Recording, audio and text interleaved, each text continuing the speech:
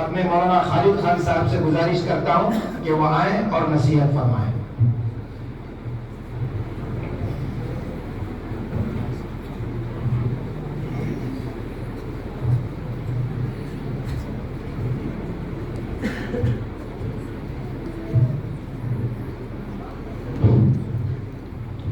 السلام علیکم ورحمۃ اللہ وبرکاتہ۔ وعلیکم السلام ورحمۃ اللہ وبرکاتہ۔ نحمده ونصلی علی رسولہ الکریم، اما بعد۔ حضرات اساتذہ کرام اور طلباء نظام اور طلباء کے سرپرست حضرات اور میری پردہ نشین ماں اور بہن، آج کا یہ اجتماع نہایت ہی عظیم ہے اور یہ ایک جلسہ نہیں، کئی جلسے ہیں، اس لیے کہ یہاں مکتب کا بھی پروگرام ہوا اور اس سے متعلق بھی طلباء یہاں موجود ہیں اور ان کے والدین اور سرپرست بھی موجود ہیں، اور اسی طریقے سے ہمارے جامعہ میں پڑھنے والے جو طلباء ہیں ان کے والدین بھی ہیں اور ان جلسہ ہے۔ اور یہاں جن طلباء نے دور حدیث میں یا افتاء میں تعلیم حاصل کی، ان کی فراغت اب ہوئی ہے علم حاصل کرنے سے، اب آگے وہ دینی خدمات میں لگنے والے ہیں۔ تو اس طرح مختلف مناسبتوں سے یہ ایک جلسہ نہیں، کئی جلسے مل کر کے ایک عظیم جلسہ بن گیا۔ یہاں بہت سارے اساتذہ نے بہت ساری باتیں کہی، میں اس موقع پر اپنے طلباء کے بجائے طلباء کے جو سرپرست یہاں آئے ہیں، ان کے ماں باپ ہیں، ان سے میں کچھ کہنا چاہتا ہوں۔ محترم حضرات، ہم مسلمان ہیں اور ہماری زندگی کا مقصد یہ ہے کہ ہم اللہ کے قانون کے مطابق، اللہ کی جو مرضیات ہیں اس کے مطابق زندگی گزاریں، یہی ہماری زندگی کا مقصد ہے اور ہم کو اسی کے مطابق زندگی گزارنی ہے۔ صرف نماز، روزہ، زکوٰۃ، حج، اس حد تک ہمیں مسلمان نہیں بننا ہے، بلکہ کامل طور پر ہمیں مسلمان بننا ہے اور اسی کے مطابق ہماری زندگی گزرنی ہے اور ہماری موت بھی ایمان پر ہوگی۔ اور اسی احساس کی وجہ سے آپ حضرات نے اپنے بچوں کو مدارس کے حوالے کیا۔ ہمارے جامعہ میں جن حضرات نے، جن سرپرستوں نے اپنے بچوں کو جامعہ میں ناظرہ قرآن پاک پڑھنے کے لیے اور اس کے بعد حفظ کرنے کے لیے اور اس کے بعد عالم بننے کے لیے اور پھر اس سے آگے مفتی بننے کے لیے جنہوں نے بھی اپنے بچوں کو یہاں پیش کیا اور اپنے بچوں کی زندگی، ان کا بچپن، ان کا لڑکپن اور ان کی جوانی جامعہ کے حوالے کی، اس کی وجہ یہی ہے کہ آپ کے دلوں میں دین کی عظمت ہے اور آپ یہ سمجھتے ہیں کہ ہمیں دیندار بننا ہے، دیندار رہنا ہے، بلکہ اپنی اولاد کو دین کا خادم بنانا ہے۔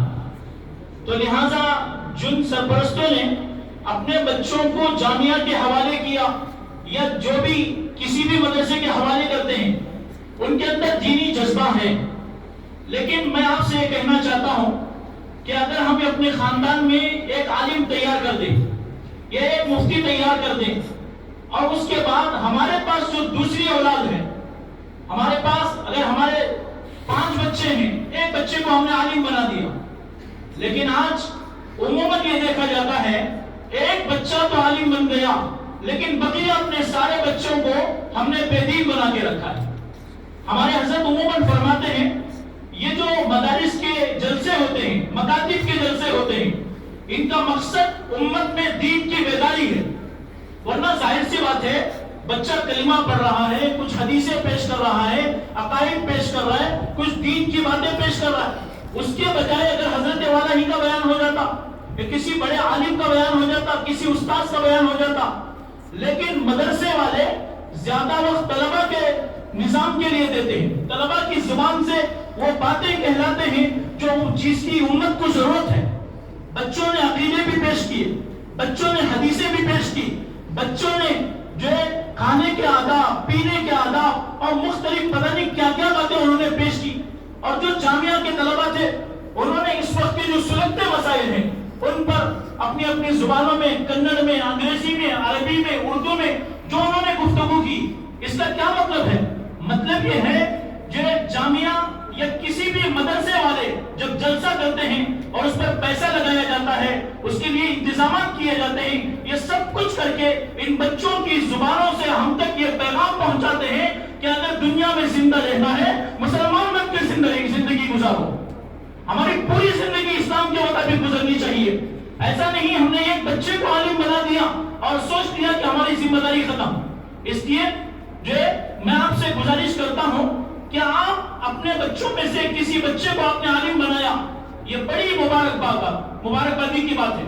حافظ بنایا، بہت ہی مبارکبادی کی بات ہے.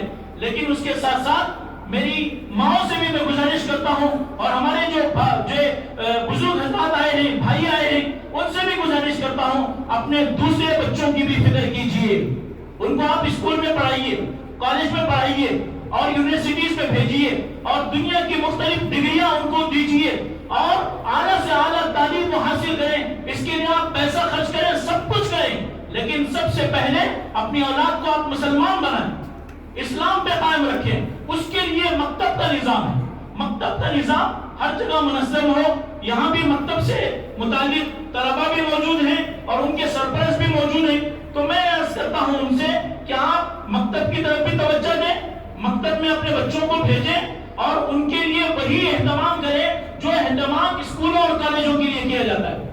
عموماً دیکھنے میں آتا ہے کہ مکتب کو کوئی اہمیت نہیں دی جاتی، بلکہ بہانے سے وہاں چھٹیاں کر لی جاتی ہیں. اس کے لیے کوئی قربانی نہیں دی جاتی اور اس کے لیے کوئی پیسہ صرف نہیں کیا جاتا اور کچھ نہیں کیا جاتا.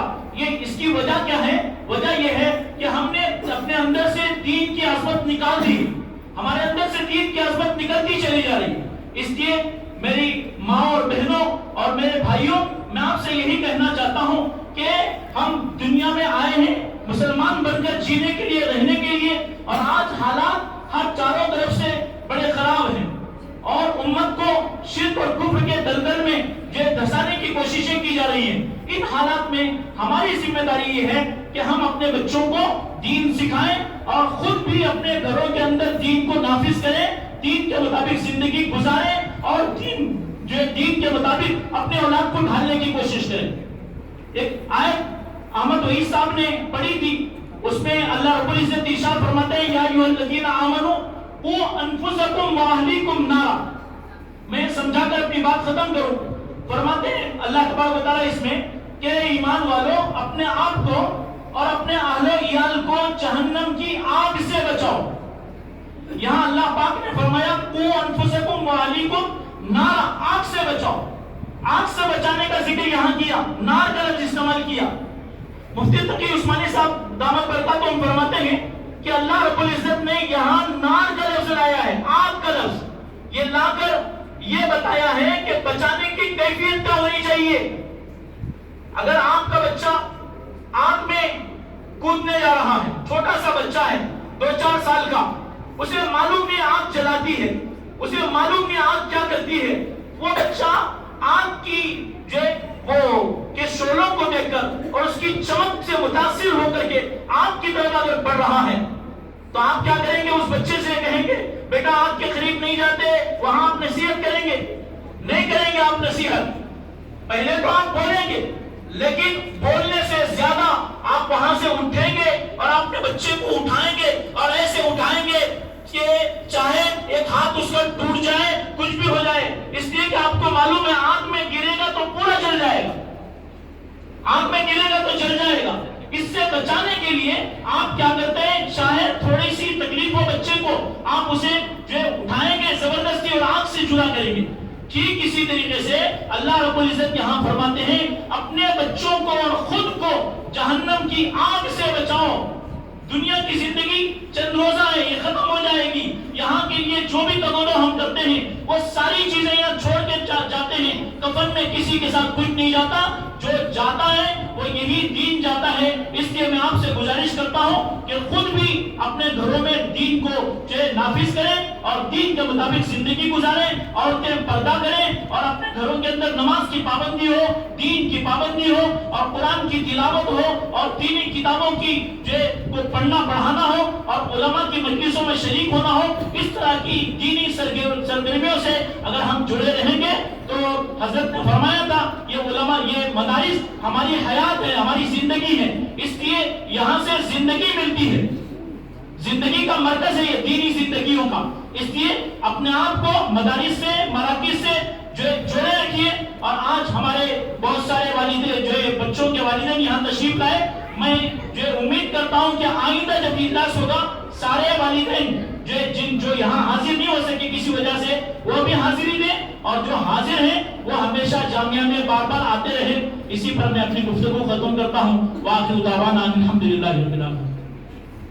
ہمارے اراکین جامعہ بھی انشاءاللہ آپ کے سامنے اپنے تاثرات مختصر انداز میں پیش کریں گے انشاءاللہ۔ ان کے پیش کرنے سے پہلے میں ہمارے جامعہ کے ایک اور استاد مولانا نور اللہ صاحب سے گزارش کرتا ہوں کہ وہ بھی جو ہے حاضرین مجلس اپنی نصیحت سے مالا مال فرمائیں۔